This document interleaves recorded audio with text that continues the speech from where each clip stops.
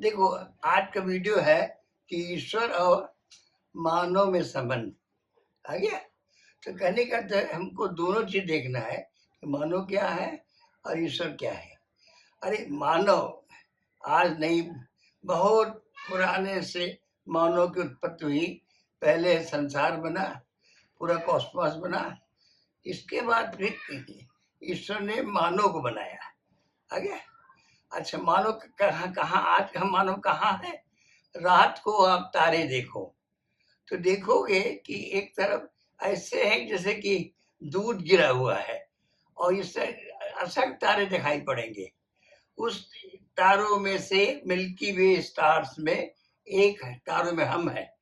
और इस तार देखो, और आपस में तारे कभी लड़ते नहीं, न आपस में आते हैं, क्योंकि एक गुरुत्वाकर्षण अट्रैक्शन उनको खींचती है अपनी तरफ, इसलिए वो आपस में लड़ते नहीं।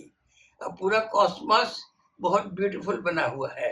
अच्छा, अब आइडिया क्या है कि अगर हम ये समझें कि मनुष्य की कैसे ईश्वर की उत्पत्ति मनुष्य समझे। अरे मनुष्य धीरे धीरे, पहले मनुष्य कुछ नहीं था, प्रकृति हुई। प्रकृति में क्या हुआ? पहले आकाश, वायु, अग्नि, जल, पृथ्वी बना। फिर ये जो कि पृथ्वी था, उसे जल पड़ने से कुछ ऐसे तत्व बने कि उसमें कुछ गैसेस बने और फिर प्लांट शुरू हो गए और प्लांट बनना शुरू किया और ये जीव जंतु शुरू किए। 84 लाख योनियां हैं। उस 84 लाख योनियों में एक मनुष्य है और मनुष्य के पास भगवान ने सबसे बड़ा बुद्धि दे रखा है। आगे कहा गया है कि ये शाम न विद्या न तपो न दानम ज्ञानम न शीलम न गुणो धर्म ते मर्त लोके भूभार भूता मनुष्य रूपेण मृगा शरंती। अगर जिसके पास दिमाग नहीं है, धर्म नहीं है, वो मनुष्य नहीं है, वो एक जानवर है। ये हमारे हिंदू धर्म की व्याख्या है। कहने का अर्थ ये है कि धर्म संसार में कैसे पता चला ईश्वर के बारे में। पाषाण युग में आकाश से एक विद्युत गिरी और एक आदमी उससे मर गया।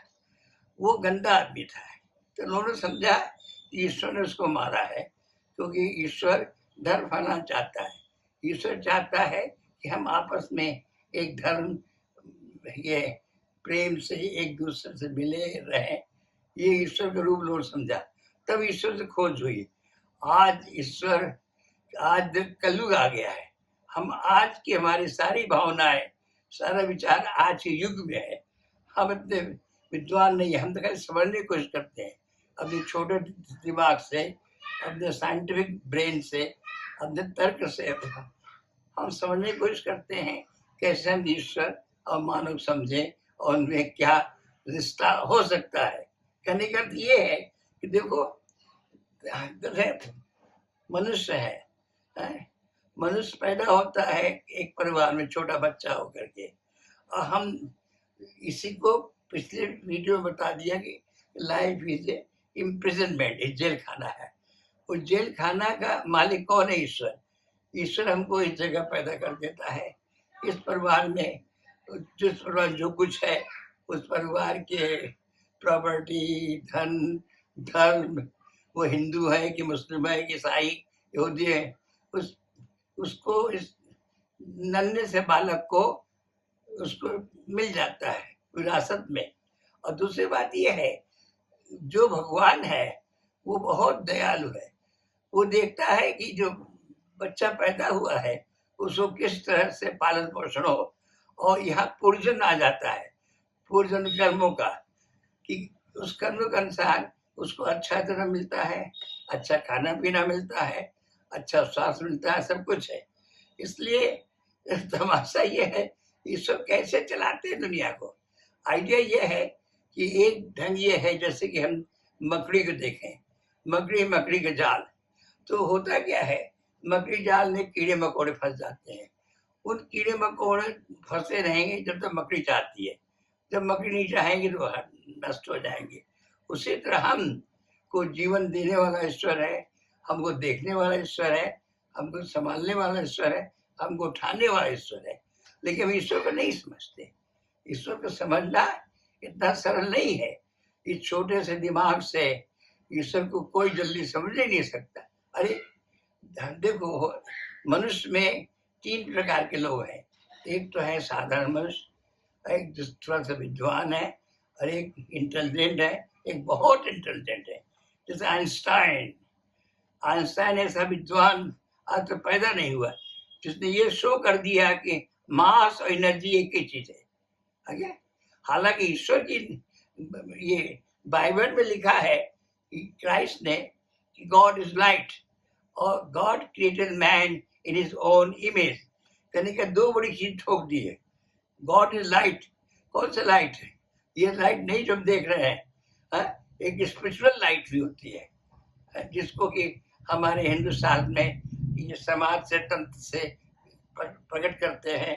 और जब उनके कुंडली जागृत होती है तो वो खाली अपने जिस स्थान में, कुंडली के स्थान में, जैसे अनाहत चक्र, हृदय में, आज्ञा चक्र में, सब जगह लाइट ही देखते हैं। वो है लाइट, गॉड इज। और दूसरा कि मैन ओन इमेज, जैसे कि ईश्वर स्वतंत्र है कुछ करने के लिए, उसी ने भगवान ने हमें थोड़ा स्वतंत्र कर दिया है, पूरा नहीं, थोड़ा स्वतंत्र कर दिया है कि जाओ करो, और जैसा हम कर्म करेंगे अनुसार भोगेंगे। अगर बुरा कर्म करेंगे तो हम भोगेंगे, अगर अच्छा कर्म करेंगे हम आनंद से रहेंगे। कहने का ये है जैसे कि इस संसार में सबसे जघन्य पाप है हत्या। अगर हम किसी मनुष्य की हत्या कर दें तो या तो अगर हमने हत्या की तो हमको फांसी होनी चाहिए, नहीं तो हमने जिसकी हत्या की उसे अगर उम्र बची होगी वो भूत प्रेत बन जाएगा और हमें तंग करेगा और हमारी जिंदगी को बर्बाद कर देगा। ये चीजें कल्पना नहीं है, ये चीजें हमने ध्यान से देखी है, लोगों को सुना है। इसलिए जहां तक है इसको लोग विश्वास करना चाहिए, या खुद लोगों से बात करें तो पता चले। आगे तो कहने का ये है कि ये ईश्वर एक मकड़ी की जाल है, दूसरा कि ये वेदों में लिखा है, हिंदू वेदों में 25 कॉस्मिक प्रिंसिपल है, उससे ये पूरा संसार कॉस्मोस बना है। आगे अच्छा, हम हिंदू में कुछ मुख्य बाद में आएंगे, मुख्य ये क्या कहते हैं अवतार जात पर। ईश्वर को अंग्रेजी बोलते हैं God, GOD। God means generator, O means operator, D means destruction. Generator Brahma हो गया, ऑपरेटर में ये कि विष्णु हो गए, डिस्ट्रक्टर में महेश, ब्रह्मा विष्णु महेश हो गए। और जो कि हमने शक्ति मानी है कि दुर्गा शक्ति, काली शक्ति, ये नेचर है। तो नेचर को लेकर के ईश्वर ने पूरा कॉस्मोस बनाया है, लेकिन हम समझ नहीं सकते, हम खाली कल्पना कर सकते हैं। हम ईश्वर के बारे में खाली कल्पना ही कर सकते हैं और कुछ नहीं कर सकते। वो इतना महान है कि उसे समझना बहुत कठिन है। और दूसरा होता क्या है, ईश्वर को लोग समझते कैसे हैं? अरे वो व्यक्ति, वो मनुष्य व्यक्ति, चाहे स्त्री हो पुरुष हो, जिसके सारे विकार हट जाए, जिसको कोई लोभ न हो, कोई सेक्स फीलिंग न हो, वो खाली ईश्वर में ही लिप्त रहे कि भगवान भगवान भगवान करता रहे, चाहे क्राइस्ट करता रहे, मोहम्मद करता रहे, यहूदी भगवान मानता रहे, वो गौतम बुद्ध मानता रहे, जैन भगवान मानता रहे, वो कोई भी भगवान, या जैसे बाबा किनाराम अवघड़ बाबा के, तेलंग स्वामी इत्यादि किसी को माने और उसी में खो जाए, इतना खो जाए कि उसके दिमाग में उनके सिवाय कुछ नजर ना आए, और वो फिर पागलों की तरह ईश्वर में लिप्त रहे, हमेशा वो सोचता रहे। जैसे यही कहा गया है, इन्हीं बिगड़े दिमागों में अजब खुशियों के लक्ष्य हैं, हमें पागल ही रहने दो कि हम पागल ही अच्छे हैं। अरे ईश्वर को एक पागल ही समझ सकता है। पागल माने आपका दिमाग ईश्वर के प्रेम में पागल हो जाए। रामकृष्ण परमहंस ने वचनामृत या गॉस्पेल पर रामकृष्ण परमहंस में ये दर्शाया गया है, ईश्वर आज के कलयुग में, आज कलयुग है ये एक साइंस युग है, अगर विज्ञान देखा जाए। इस युग में सब कुछ क्या, इंटरनेट, ये फोटो, ये हम यहाँ से अमेरिका बात कर सकते हैं, कहीं कर सकते हैं, चीजें मंगा सकते हैं खाने पीने की। जितना सुख हो सके, जितना वो हो, हम कोशिश करते हैं कि हमको कितना सुख मिल जाए। ऐसे कारण क्या है, हम लेजी हो गए, हम वॉक करना नहीं चाहते, खाली बस खुश रहना चाहते हैं, अच्छा खाना मिलता रहे और पड़े रहे। अरे हम वॉक नहीं करेंगे, मेहनत नहीं करेंगे, क्या होता है, हम बीमार पड़ जाते हैं। तो साइंस के कारण हमारा शरीर कमजोर होता जा रहा है, हमारे हाइट कमजोर होते जा रहा है। खाली माइंड से हम समझते हैं, आनंद ढूंढ रहे हैं बस, और कुछ नहीं। और यहाँ तक कि ईश्वर को हम नहीं समझते हैं। हम ईश्वर को एक कल्पना मात्र समझते हैं। Oh, he's like a fancy thing, a children thing. Oh, this is a God, a toy को।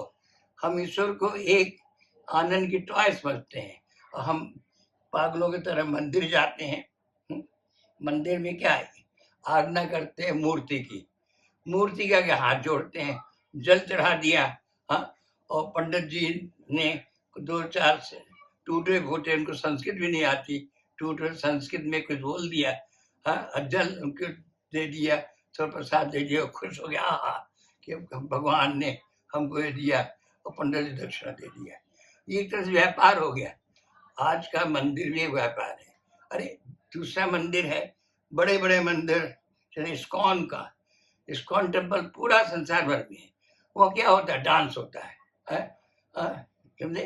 अरे ईश्वर को डांस से, डांस के प्रलोभ करने का ढंग किसने सीखा था, चैतन्य महाप्रभु।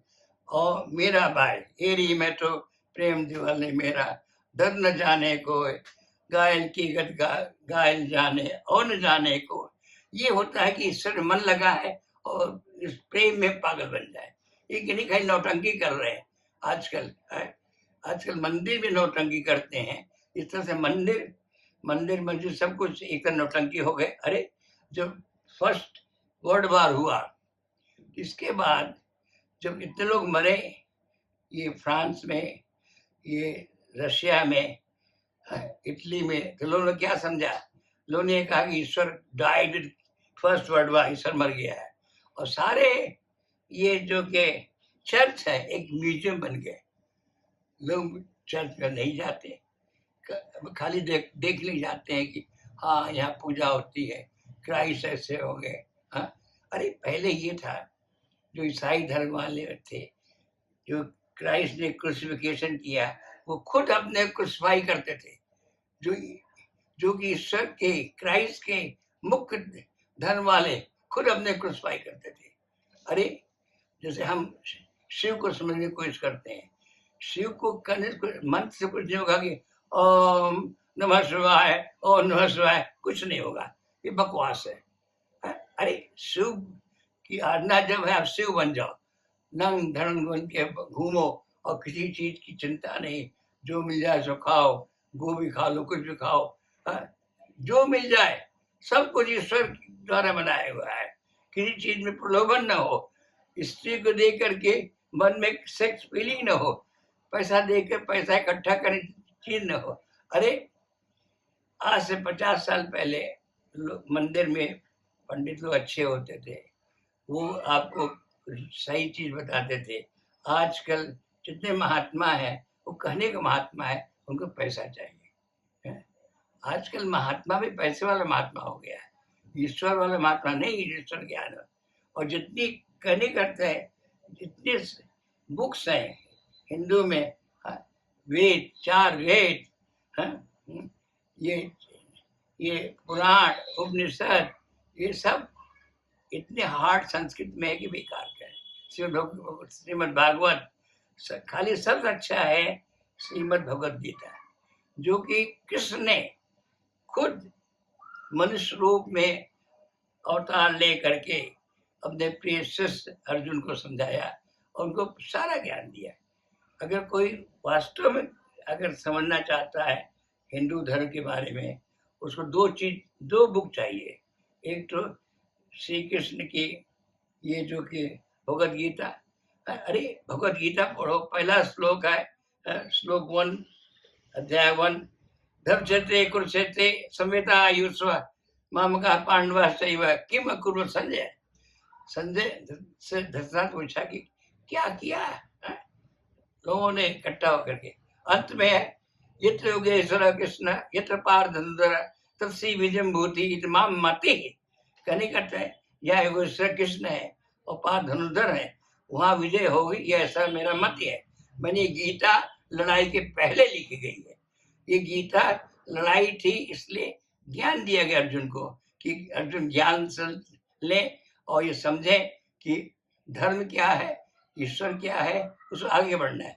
और श्रीमद् भगवद गीता में दो चीज दिखाई है, एक तो ये कि उनका चतुर्भुज रूप और दूसरा विश्व रूप, और किसी में विश्व रूप नहीं दिखाया है, खाली इसी में है।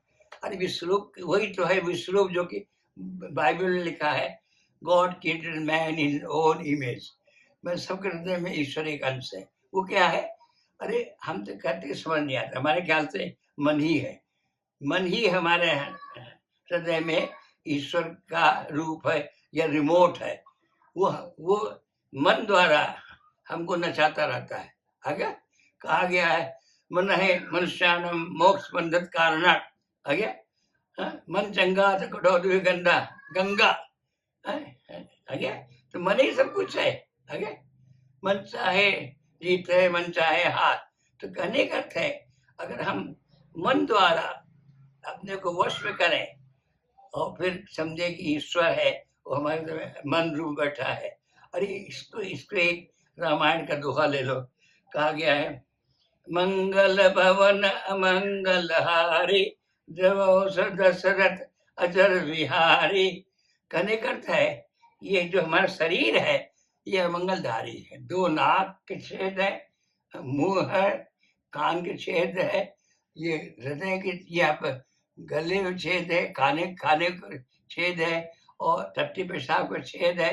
आगे जितने छेद है सब अमंगलहारी, अमंगल चीज निकालते रहते हैं। हाँ?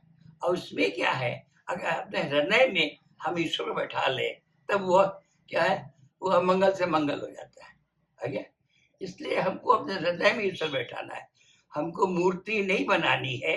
अपने हृदय में एक मूर्ति, एक कल्पना करनी है कि भगवान मेरे हृदय में है और भगवान मुझे देखते हैं। अरे कहने का अर्थ ये है, छोटा बच्चा है अगर वो खेलता रहता है, जब ऊब जाता चिल्लाता है माँ माँ, तो माँ दौड़ के आती है। हाँ, वो मन से माँ को चाहता है। उसी तरह यदि हम ये दुनिया से ऊब जाए और फिर ईश्वर की तरह दौड़े, यही रामकृष्ण परमहंस ने कहा ईश्वर के लिए आंसू बहाओ, रो मीरा की तरह, चैतन्य महाप्रभु की तरह, रामकृष्ण परमहंस की तरह। रामकृष्ण परमहंस रोते थे कि माँ एक दिन और गुजर गया, आपने दर्शन नहीं दिए।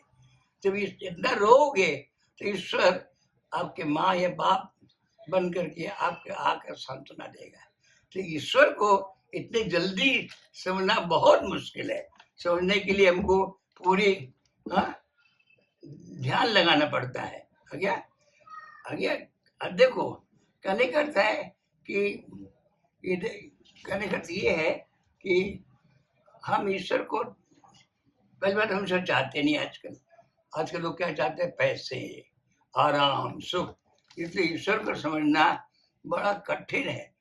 ईश्वर के हम अवतार मानते हैं, राम मानते हैं। अरे राम हुआ, गीता हुआ, जैसे शिव गीता हुआ, राम, ये सब हम किस भाषा में देखना चाहते हैं? एक साधारण भाषा में देखना चाहते हैं कि ईश्वरी भाषा में? अगर ईश्वरी भाषा में स्पिरिचुअल एनर्जी देखना चाहते हैं, उल्टा सीधा एक ही अर्थ है, जैसे राम या मरा। आगे उल्टा नाम जगत जग जाना, वाल्मीकि भय ब्रह्म समान। अरे मरा करके वाल्मीकि ब्रह्म समान, ब्रह्म बड़ा हो गए थे। राम राम करके तो लोग तर ही जाते हैं। उसी तरह गीता, जैसे श्रीमद् भगवद गीता की बुक हमने बताया बहुत इम्पोर्टेंट है। गीता है, इसको ये गीता में मैंने अंत में किस तरह से भगवान को हम देखें, उल्टा सीधा। अरे एक दो भाषाएं, एक स्पिरिचुअल लैंग्वेज, स्पिरिचुअल एनर्जी, ये सब माइंड डिसाइड करता है। जैसा हमारा माइंड डिसाइड करा वैसे हम होंगे। इसलिए ईश्वर की आराधना हमको मंदिर में न जा करके, मंदिर जाना, अरे मंदिर जाओगे पंडित जी लोग वो पैसे के भूखे हैं। हाँ, लोग मंदिर बनाकर खाली रंग बिरंगे चित्र बनाए हैं। हाँ, कपड़ा पहना दिया ऊट पटांग, कल जल चढ़ाया। अरे मूर्ति में जल चढ़ाने से क्या होता है? अरे लोग सूर्य आराधना करते हैं, सूर्य तो आते हैं ऐसे दूर से जल चढ़ाते हैं, ये क्या सूर्य आराधना हो गई? ये सब नौटंकी है। ईश्वर की आराधना खाली तभी होगी जब मेरा मन ईश्वर की तरफ झुके और हम हमेशा ध्यान रखें कि ईश्वर हमारा है और ईश्वर से प्रार्थना करते रहोगे, हे प्रभु मैं आपका हूँ, आप मुझे अपना बना लो। जितना आप ईश्वर को, जितना ईश्वर से चाहेंगे उतना ईश्वर आपको चाहेगा। आगे वो टिट फॉर टैट। अगर आप ईश्वर को प्यार करते हैं तो ईश्वर आपको भी प्यार करेगा, समझे? और महात्मा लोग क्या है, जाके महात्मा आप तो मिले नहीं है, हम तो कुछ महात्मा और मिल गए, किनाराम बाबा, क्या इनको कोई चीज जरूरत नहीं, न कि बताएंगे, सब कुछ पता रहता है इनको। ये जैसे बागेश्वर धाम जाएंगे तो महात्मा जी बता देंगे, हमारे किनाराम धाम जाओगे तो हो सकता है 1 साल 2 साल 4 साल दोस्त होने फिर कभी बता दें, कोई चिंता नहीं, सब जानते हैं, निर्द्वंद है कि मतलब नहीं किसी से है। इसलिए ईश्वर समझने की कोशिश करना चाहिए। और हम तो यही कहेंगे कि ईश्वर का समझना बहुत कठिन है, बहुत कठिन है। इसको एक रियल मन से करना पड़ेगा, दिखावटी से नहीं। दिखावटी से करने से अच्छा ईश्वर की आराधना ही न करें। यही है कि यही हम संबंध ढूंढना चाहते हैं आज, ईश्वर और मानव का संबंध, क्योंकि हम ईश्वर को नहीं समझ सकते, खाली ईश्वर कल्पना कर सकते हैं और प्रार्थना कर सकते हैं, हे प्रभु मेरे बन के रहो, हम आपके बन के रहें, हमको दुनिया से क्या मतलब। पता नहीं हमारा वास्तव में देखा जाए तो हम मर जाएंगे, इस जन्म में जो हमारे पास है, धन जमीन प्रॉपर्टी सब नष्ट हो जाएगी। पता नहीं कितने जन्मों में ऐसा हुआ होगा। जाएगा क्या? हमारे कर्तव्य जो हमने किया, जो हमारी बुद्धि है, इसीलिए पूर्व जन्म है। बहुत लोग मानते हैं, बहुत नहीं मानते। आगे मुसलमान धर्म कितना अच्छा है, अगर आप इस्लाम धर्म के नहीं है तो आप काफिर है। आगे सुने, पहले भी था कि अभी भी है कि हम हिंदू धर्म में शूद्रों को नहीं अलाउ करते हैं जाने को। अरे शुद्ध मनुष्य नहीं है। इसलिए धर्मों में ऊट पटांग अभी भी चलता है, सब धर्मों में। इसलिए ईश्वर और मानव संबंध बनाना पड़ से आएगा। ऐसे कितना, अरे करने करते आइंस्टाइन ने क्या किया, सबसे बड़े साइंटिस्ट ने कहा कि मैं ईश्वर विश्वास नहीं करता, खाली विश्वास करता स्पिनोजा के ईश्वर से। स्पिनोजा ने क्या किया, एक तरह से वो जैसे कि नेचर को ही ईश्वर के एक रूप माना है। अरे नेचर लिविंग है, सब कुछ लिविंग है। तमाशा ये है कि वर्ल्ड इज एक्सपेंडिंग नाउ, कोई भी चीज होती है लिविंग होता है कि शुरुआत होगा अंत नष्ट हो जाएगा। वही चीज हमारा है, हमारे पृथ्वी सब जितने स्टार थे पहले पैदा होंगे फिर नष्ट हो जाएंगे। So all are living. और एक लिविंग को लिविंग ही समझ सकता है, तो ईश्वर लिविंग है, हम उसको समझ नहीं सकते। हमारे ख्याल से इतना ही काफी है इस वीडियो में।